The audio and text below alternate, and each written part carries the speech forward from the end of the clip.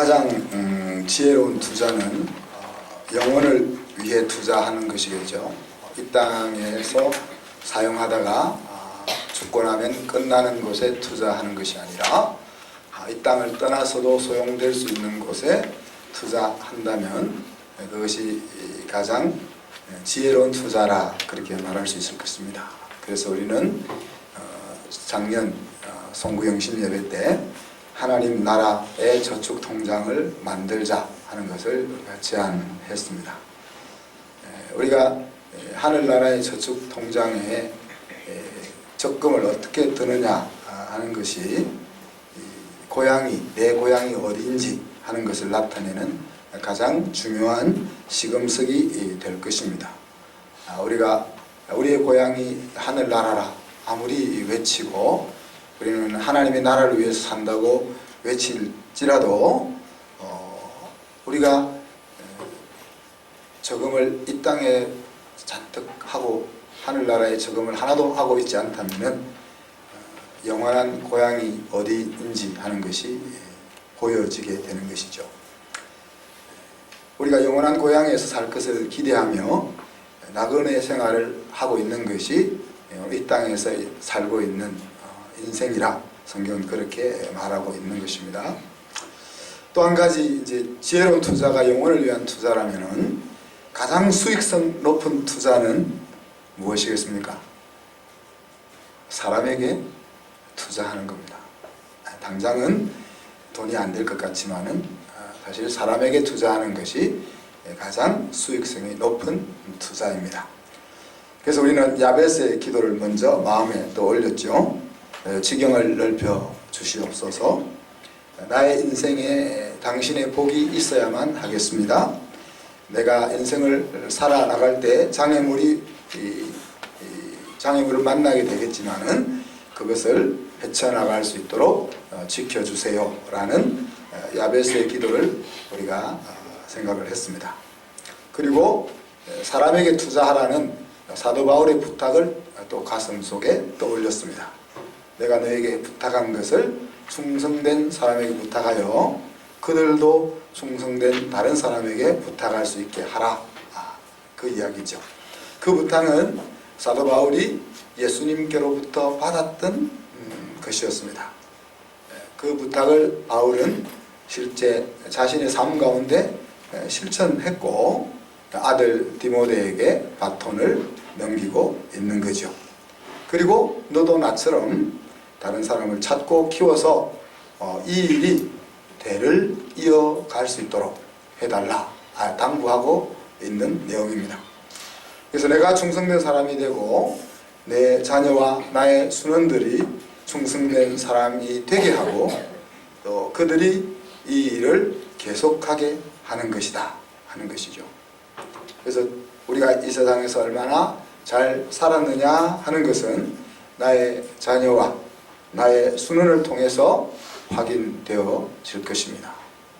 우리가 좋은 자서전을 쓰고 대단한 업적을 남기고 이 땅을 떠나는 것이 내가 잘 살았나 하는 것을 판가름하는 것이 아니고 내 자녀들과 내 순원들이 어떤 모습으로 내가 떠날 때 변화되어 있느냐 하는 것이 내가 이 땅에서 삶을 보람있게 살았냐 하는 것입니다. 그죠?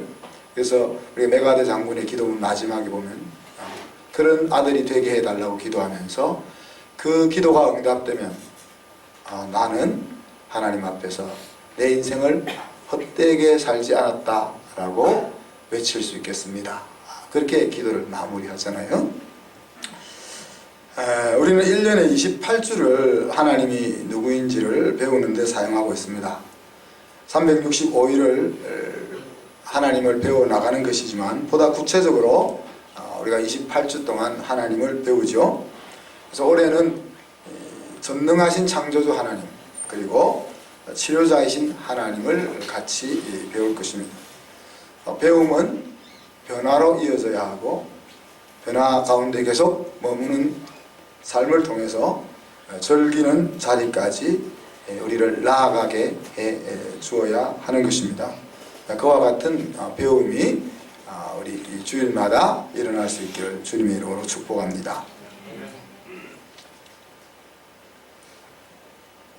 오늘 말씀은 너무 단순하잖아요. 태초에 하나님이 천지를 창조하셨다. 그냥 마음에 확 와닿지 않습니까? 이것을 설명을 할수록 말씀이 손상될 것 같아서 빨리 그냥 내려가고 싶은데 그래서 제가 우리 교사들하고 모임 때도 이야기했지만은 미국에 갔을 때 이제 나름 세계적으로 유명한 석학이라고 하시더라고요, 그분이. 그리고 이제 한국 우리 이 철학 협회 회장도 하셨던 교수님을 만나서 식사를 하는 자리가 있었는데 그때 제가 물었습니다. 철학 교수님이니까 교수님, 철학은 무엇입니까? 이렇게 물었습니다. 그럼 뭐라고 대답을 하셨겠어요? 설명을 하시는 것이 아니고 목사님이 지금 묻는 그것이 바로 철학입니다. 그렇게 얘기했어요. 그럼 교수님과 제 사이에 아무런 가르침과 배움이 오고 가지 않았는데 제가 던진 질문과 교수님이 대답하는 그 답변의 그 프로세스 속에서 제가 뭐 대단한 것을 깨달은 것은 아닌데 뭔가 이 마음속이 가득 차는 느낌 받았어요. 더 이상 철학에 대해서 물어볼 수가 없는 거죠. 그럼 마치 제가 이것이 철학이구나 하는 것을 다 깨달은 듯한 느낌이 가슴속에 있는 거죠. 그래서 오늘 이 말씀도 하나님이 태초에 천지를 창조하셨다. 이 말 한마디만 하고 내려가면 제일 좋을 것 같아요. 그렇죠? 가슴에 와 닿죠? 네. 뭔가 설명은 못하겠지만 그냥 가슴에 벅차게 확 와 닿잖아요. 전능하신 하나님께서는 우리에게 증명하지 않고 항상 직접적으로 행동하십니다. 예외가 하나 있다면 우리를 사랑한다는 사실을 보여줄 때 말고는 항상 그냥 당신이 하나님이라는 사실을 가지고 그대로 일하십니다. 하나님이 우리를 사랑하신다는 사실을 보여주는 이유는 우리로 하여금 알게 하기 위해서 그러시는 거죠. 일방적으로 진행할 수 없는 부분이 있기 때문에 그런 부분에서는 알게 하시지만은 그렇지 않고는 그냥 당신이 주도적으로 행해 나가십니다. 하나님 왜 세상을 만드셨을까? 오늘 하나님이 태초에 천지를 만드셨다 그랬는데 명확한 대답은 뭡니까 여러분? 그러니까 오늘 2절부터 30절까지 다 안 읽었습니다. 하나님이 태초에 천지를 창조하셨다 그래 쭉 설명이 나오는데 여러분 하나님이 천지를 창조하신 왜 세상을 만들었다고 생각하십니까? 너무 명쾌하잖아요. 우리 주려고. 첫째 날부터 여섯째 날 중간까지 쭉 한 그 모든 일들이 여섯째 날 마지막에 사람을 만들어서 그 사람으로 하여금 그곳에 살게 하기 위해서 세상을 만드셨다 하는 이야기죠. 사람이 살아갈, 우리가 살아갈 동산을 만들기 위해서 하나님이 온 우주 만물을 만드셨다는 겁니다. 자, 그렇다면 하나님은 왜 사람을 만드셨을까? 왜 우리를 만드셨을까? 하나님에게는 전혀 우리가 필요하지 않을 것 같지 않습니까? 우리가 꼭 있어야만 하나님이 하나님 되신다고 여겨지지 않지 않습니까? 우리가 없으면은 하나님이 하셔야 될 일을 하실 수 없다고 생각되지 않잖아요? 근데 왜 하나님이 우리를 만드셨을까? 왜 사람을 만드셨을까? 오히려 만들어 놓고 나니까 성가시고 번거로운 일들만 일어나잖아요. 그죠? 근데 왜 만드셨을까? 제가 던지는 질문은 철학이 무엇입니까? 라고 물은 것처럼 여러분이 답을 하라고 던지는 질문은 아닙니다. 생각을 하라는 거죠. 내가 왜 돈을 벌고 내가 왜 이것을 전공하고 내가 왜 직장에 다니며 내가 왜 아이를 교육시키려고 애쓰고 있고, 그러니까 그냥 지금 그 자리에 서 있기 때문에 자전거 바퀴를 젓지 않으면 쓰러지기 때문에, 넘어지기 때문에 계속 젓는 그런 인생이 아니고, 나는 왜 우리 아이를 공부를 시키려고 하냐? 나는 왜 죽도록 돈을 벌려고 하나? 나는 왜 이 직업을 가지고 있나? 그런 것을 물으라는 이야기입니다. 그죠? 그래서 그 물음에 답을 찾는 것이 중요한 것이 아니고, 그런 질문을 통해서 나라는 인생이 가야 될 방향들을 스스로 찾아 나가는 거죠. 그래서 하나님이 우리를 왜 만드셨는지 하나님 앞에 물어보지 않으면 우리가 알 수 없지만은, 성경에는 두 가지 이야기를 하고 있습니다. 이사야 43장에 보면 내가 내 영광을 위하여 창조한 자, 우리를 그렇게 불렀습니다. 그러니 이제 하나님이 우리를 만드신 여러 가지 이유가 있겠지만은, 하나님은 나를 통해서 영광을 받기 위해서 나를 만들었다, 그렇게 이야기합니다. 그래서 웨스트민스터 소요리 문답에 보면 첫 번째 질문이 인간의 제일 되는 목적이 무엇입니까? 라는 질문이고, 그에 대한 대답이 하나님을 영화롭게 하며 하나님을 영원토록 즐거워하는 것이 인간을 만드신 가장 중요한 목적이다, 그런 이야기죠. 그죠? 이사야 43장 21절에 보면 나를 찬송하게 하기 위해서 만들었다, 그런 표현을 했습니다. 이제 하나님이 나를 만드신 이유는 내가 당신의 영광이다 하는 이야기죠. 그래서 우리가 하나님의 영광이 되는 삶을 살면은 내가 가장 영광스러워지는, 그러니까 하나님과 우리가 이렇게 떨어질 수 없는 불가분의 관계 속에 있다 하는 이야기예요. 내가 멋있게 살면 하나님이 높아지고, 내가 엉망으로 살면 하나님이 힘들어지고 하나님의 이름이 모독을 받는 이런 관계 속에 있다 하는 이야기. 왜 이런 번거로운 일을 하셨을까? 이런 것들 여러분 계속 한번 질문을 해보십시오. 어떤 신학자는 하나님 우리를 만드신 이유는 사랑하기 때문이다, 그렇게 이제 말을 하는데, 그런 것에 대해서 여러분 한번 생각을 해보십시오. 무조건 이제 받아들이지 말고. 자, 근데 이 인간을 태초에 만드셨다고 그랬잖아요. 이 태초라는 말은 아무것도 존재하지 않는 그때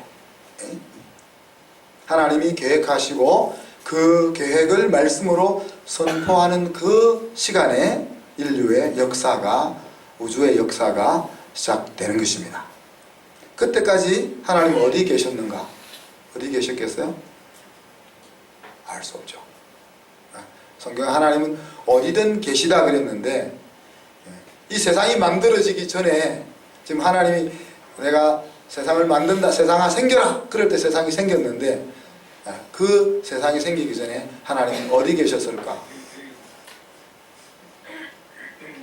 또 하나님은 어떻게 존재하게 되었는가?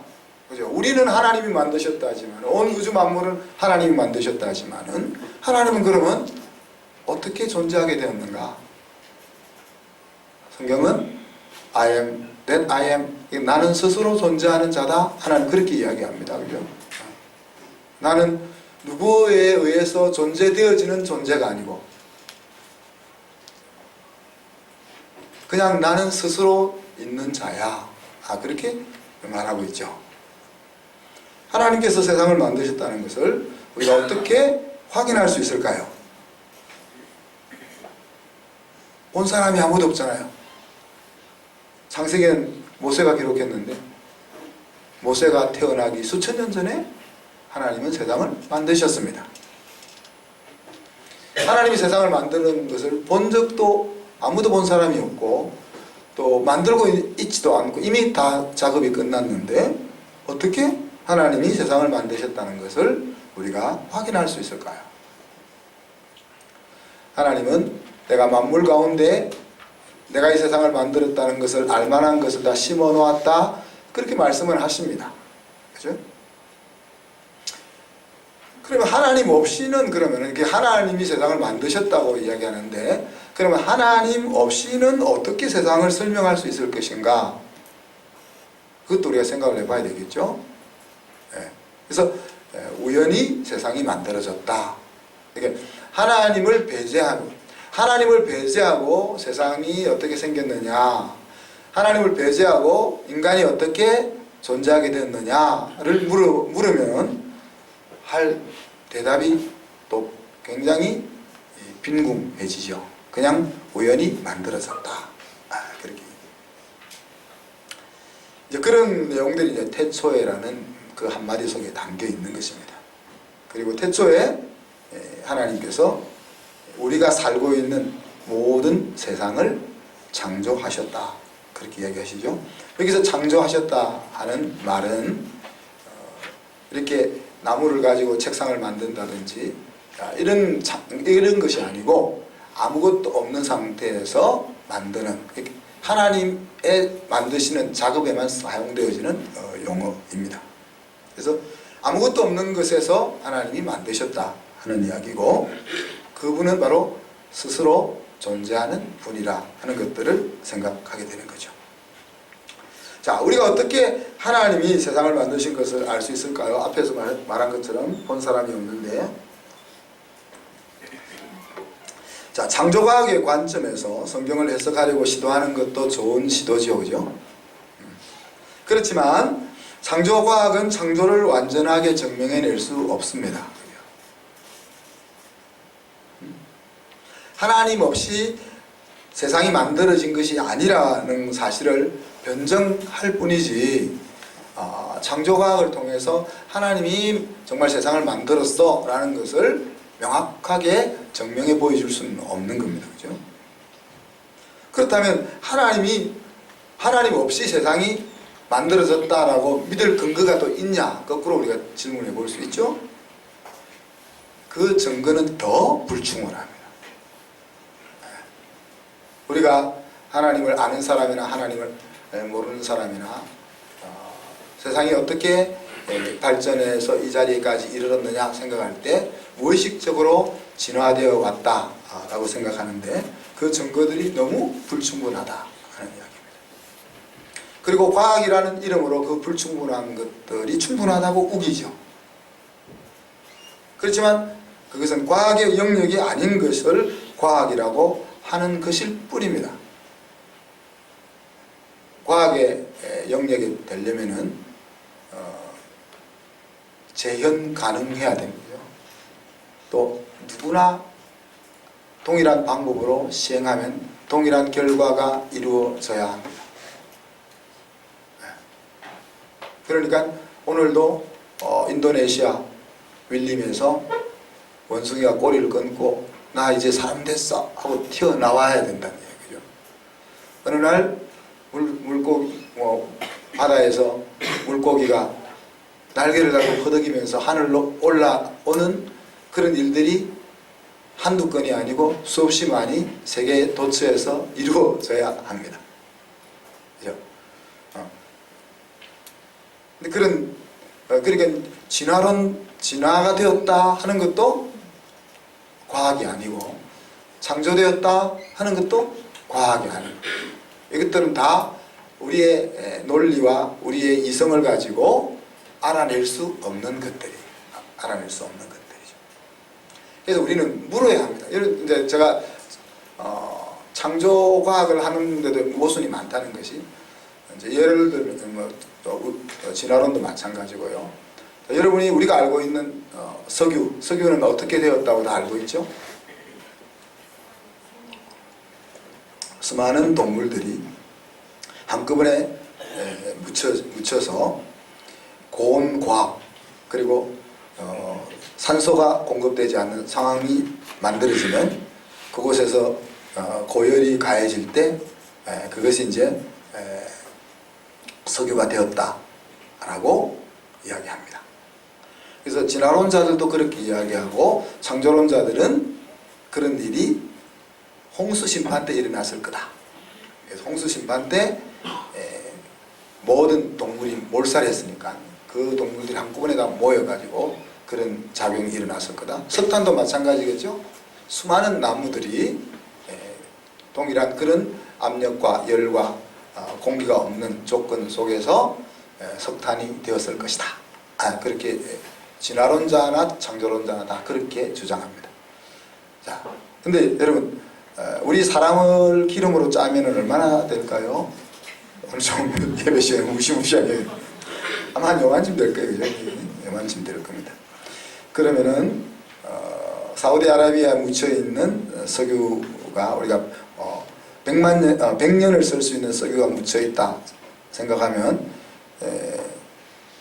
요만큼 가지면 우리가 1리터 정도 되니까 우리 자동차로 한 8km 가는 거고요. 자동차로 한 8km 가는 겁니다.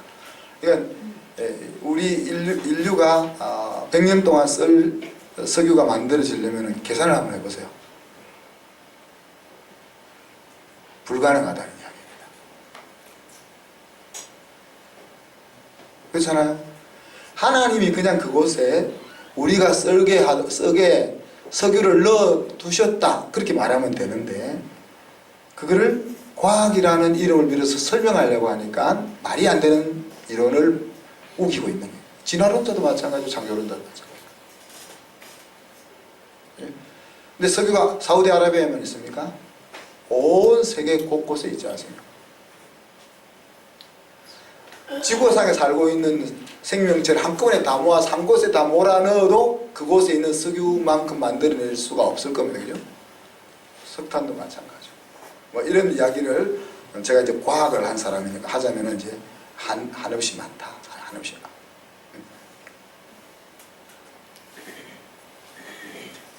그래서 우리는 물어야 한다는 게 뭐요? 정말 그런가? 왜 그런가? 어떻게 그런 일이 있을 수 있는가?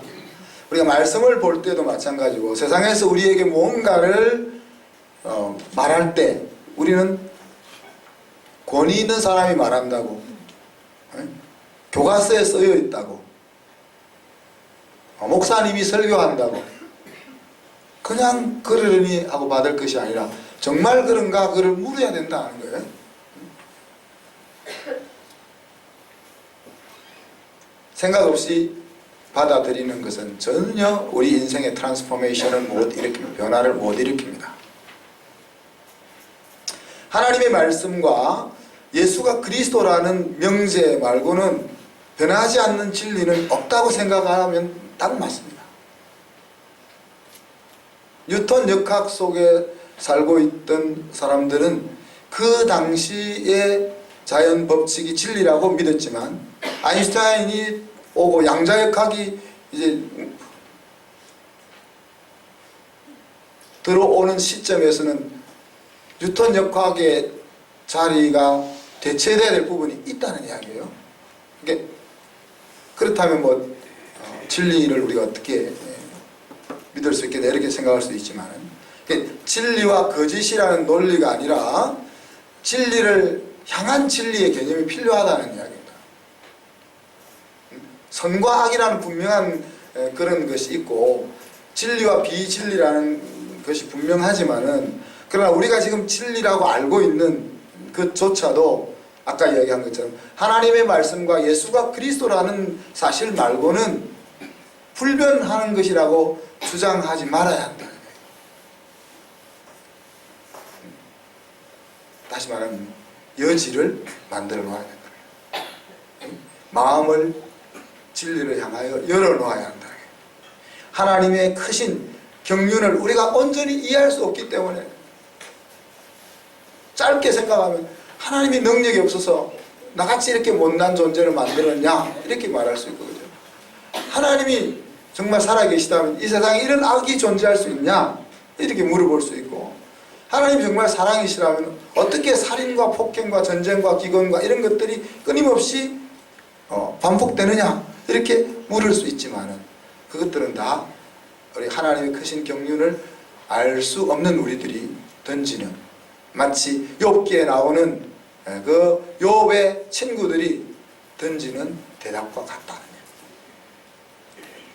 그럼 창조주 하나님을 우리가 어디서 만나게 됩니까? 오늘 읽었던 창세기에서 우리가 창조주 하나님을 만날 수 있는 것이 아니고 오늘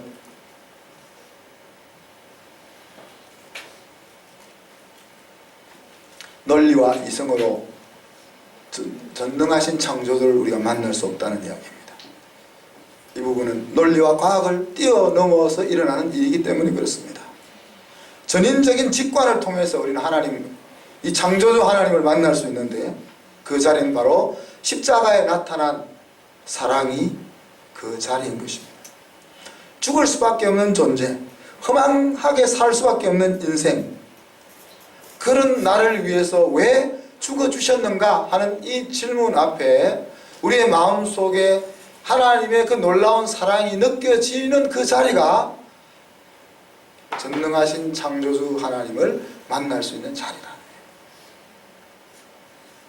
히브리 11장 3절에 보면 믿음으로 모든 세계가 하나님의 말씀으로 지어진 줄을 우리가 아나니 보이는 것은 나타난 것으로 말미암아 된 것이 아닙니다. 그렇게 이야기했습니다. 오늘 하나님께서 태초에 천지를 창조하셨다 말씀하셨지만, 그 말씀을 읽음으로 우리가 하나님이 세상을 만드셨다는 것을 알게 되는 것이 아니고, 믿음을 통해서 그 말씀을 우리가 그 눈에 보이는 하나님 만드신 세상을 보면서 하나님이 만드셨구나, 그것이 인정되는 것이 아니고, 믿음으로야만 그 하나님이 세상을 만드셨다는 것이 인식이 되어지는데, 자, 그 믿음은 로마서 5장 8절에 나와 있는 것은 우리가 아직 죄인 되었을 때에 그리스도께서 우리를 위하여 죽으심으로 하나님께서 우리에 대한 자기의 사랑을 확정하셨다 하는 그 십자가를 통한 하나님과 예수님의 사랑, 그것이 우리로 하여금 믿음의 자리로 인도하게 하고, 그 믿음이 들어와야만 내가 세상을 태초에 만들었어 라는 그 소리가 들려진다 하는 이야기입니다. 그리고 오늘 창세기 1장 마지막에 나와 있는 그 말씀을 보면, 내가 세상을 만들었는데 내가 세상을 완벽하게 만들었어, 하나님이 그렇게 말씀하고 있습니다. 온 우주 만물을 만드시고 나서 보시기에 좋았다, 하나님 그렇게 말씀하셨습니다. 그러나 사람을 만들고 나서는 심히 보시기에 좋았다, 그렇게 말씀했습니다. 하나님이 보시기에 매우 좋은 내가 바로 본래 하나님이 의도했던 나라는 사실입니다. 그래서 궁극적으로 우리의 교육의 목표, 우리의 삶의 목표는 이 하나님이 기뻐하는 사람이 되는 겁니다. 내가 지식과 학문을 더 익히고 놀라운 능력을 개발해서 하나님을 위해서 대단한 일을 성취해내는 그런 인간이 되는 것이 아니고, 오늘 하나님께서 오늘 창세기에서 말씀하셨던 내가 만드는 너는 완벽한 존재야, 하나님 안에서 즐거워하고 하나님 안에서 기뻐할 수 있는 그 존재가 되는 것이 우리가 달려가고 있는 길이고, 우리가 교육하고 우리가 힘쓰고 있는 그 자리라는 거예요. 말씀을 마무리합니다. 그렇다면 전능하신 창조주 하나님을 인정하는 것은 무엇을 의미할까요? 우리가 하나님이 세상을 창조하셨다는 것을 인정하든 하지 않든 달라질 것은 아무것도 없습니다. 우리가 하나님 세상을 안 만드셨다는 것 생각 안 해도 신앙생활 하는데도 달라질 것도 없잖아요. 사실은 엄연한 사실로 존재할 것입니다. 우리가 인정하든 인정하지 않든. 그러나 우리가 전능하신 창조주 하나님을 인정한다는 것은 내가 하나님과 연관된 인생을 살아가려고 한다는 것을 의미합니다. 하나님 없는 인생으로 내 삶을 살아가려고 하는 것이 아니라 내 삶을 하나님과 관련해서 살아가겠다는 거예요. 그리고 하나님을 창조주로, 전능하신 창조주로 인정한다면 내 삶은 달라질 수밖에 없을 것입니다. 하나님 나를 만드셨다, 하나님이 나를 만드셨다, 그것이 마음속에 들려지면 어떻습니까? 전능하신 하나님의 최고의 걸작품이라는 것이 받아들여지는 거죠. 내가 내 모습을 보면은, 또 내 옆에 있는 사람들과 나를 비교해 보면은 나는 참으로 굽다가 잘못 구운 작품 같아 보이지만, 근데 하나님이 완벽하신 작가신데, 하나님이 기술이 부족해서 나를 잘못 내가 보기에 내가 잘못 구워진 것 같아 보일지언정 하나님이 나를 만드셨다라는 것이 들려지면은 나를 그렇게 볼 수가 없는 거죠. 그래서 어마무시한, 그죠? 그런 자존감을 우리가 가지게 된다는 거예요. 대부분의 갈등과 다툼이 자존감이 낮아서 생기는 경우가 많습니다. 상처 안 줬는데도 스스로 상처받고 왜 상처 줬냐 그렇게 말하기도 하고, 이 무한한 자존감은 우리가 하는 모든 생각과 행동의 영역에서 긍정적인 에너지를 한껏 불어넣어 줄 것입니다. 그죠? 특히 이스라엘 청년들이 그 벤처를 많이 하는 이유 중에 하나가 어릴 때 탈무드 교육을 통해서, 교육을 잘 받아서가 아니고 탈무드 교육을 통해서 자존감이 높아진 거예요. 왜 그렇다고 했습니까? 아버지가 일주일에 많으면 2번, 적어도 한 번은 아무리 바빠도 아들, 딸을 데리고 탈무드 학교에 가서 2시간, 3시간 탈무드를 할 수 있는 시간을 할애하는 거죠.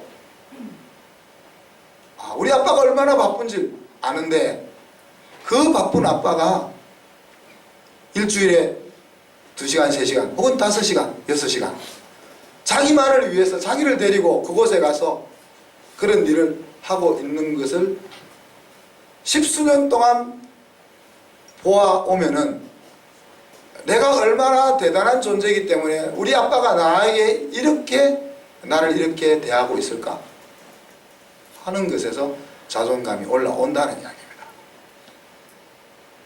그래서 우리가 자꾸 뭘 가르치려고 하는, 뭘 개발시켜주려고 하는 그런 것보다, 뭐 사실인지 아닌지 모르겠지만 우리는 IQ가 3자리잖아요. 한국 백성들의 IQ가 3자리잖아요. 유대인들의 IQ는 2자리라고 합니다. 제가 확인을 안 해봤는데 97인가 98인가 그랬다. 그런데 그런 일을 해낸다는 이야기입니다. 무슨 우리가 하나님 나를 만드셨다는 것에서 나오는 긍정적인 자아상이 생기게 되면 무한한 긍정 에너지가 나오게 되고, 긍정 에너지가 나올 때 우리는 실수와 실패를 두려워하지 않고 새로운 것을 도전하면서 뭔가를 만들어낼 수 있는 그런 길을 갈 수 있다는 거죠. 하나님의 이름으로 거룩한 일들을 저지르면서 세상을 놀래킬 수 있는 그런 사람이 된다는 거 아니겠습니까? 그런데 그 하나님, 나를 만드셨는데 그 하나님은 어떤 분이라고 했습니까? 전능하신 분이라 그랬어요. 능력의 한계에 가로막혀서 우리 인생의 돌파가 가로막혀 있던 우리 인생의 돌파가 일어날 때 우리는 대부분 이 능력의 한계 때문에 힘들어하지 않습니까? 자본이 부족해서 내가 일을 펼쳐나가지 못하고, 지식과 실력이 부족해서 뭔가 펼쳐나가지 못하고, 그런 것 때문에 우리가 스스로 힘들어하고 어려워하지만은, 근데 나를 만드신 그분은 전능하신 분이야. 마음만 먹으면 무엇이든 하실 수 있는 분이야. 하나님의 말씀이, 그분이 우리에게 준 이 말씀이 정말 살아있는 말씀이 될 것입니다. 그리고 앞에서 말한 것처럼 나를 만드셨을 때는 이유가 있을 거야. 이유가 있을 거야. 나의 존재 가치가 뭔지, 내가 원래 하나님이 목적했던 그런 사람이 되는, 하나님 안에서 즐거워하며 기뻐하며 살아갈 수 있는 그런 사람이 되는, 더 나아가서 그 하나님의 큰 손 안에서 살아갈 수 있는 거죠. 이해할 수 없는 일들이 수없이 밀려오는 현실 세계 속에서 하루하루 주어지는 그 힘든 상황들 앞에서 무너지는 것이 아니라 더 넓게 펼쳐져 있는 하나님의 손을 보면서 우리가 넘실넘실 파도를 넘어갈 수 있다는 이야기입니다. 이것이 오늘 전능하신 하나님이 나를 만드셨다, 세상을 만드셨다 하는 이유다. 그래서 우리가 하나님을 아는 지식을 우리가 지금 7년 커리큘럼으로 갈지 아니면 3년 반 커리큘럼으로 갈지 아직 확정을 안 했는데 그 첫 출발을 우리가 창조주 하나님에게 두는 겁니다. 자, 이 시간 말씀 생각하면서 우리 같이 한번 1, 2분 동안 기도합시다. 이 전능하신 창조주 하나님을 마음으로 만나는 우리가 될 수 있게 주옵소서. 같이 한번 기도하겠습니다.